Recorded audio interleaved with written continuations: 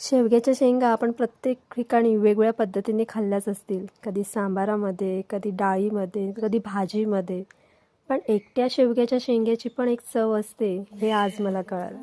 आज म्हटलं दाखवू का की काय आहे ही शेवग्याच्या शेंगाची तुझी रेसिपी. तर तिने सांगितलं तिळकुटातल्या शेंगा. यात आधी शेंगा ज्या होत्या त्या पाण्यामध्ये उकडवून घेतल्यात आणि त्याच्यानंतर ती अशी तिळकुटामध्ये मॅरिनेट करून तिने मस्तपैकी कालवून घेतली. जेवढं तुम्हाला हवं आहे तेवढं तिळकूट लावून घ्यायचं. हा बघा किती सुंदर नजारा आहे. किचनमध्ये आल्याच्यानंतर खिडकीच्या समोर हा नजारा मला दिसतोच.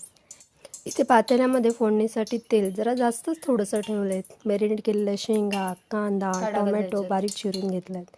इथे सर्वप्रथम कांद्याची फोडणी.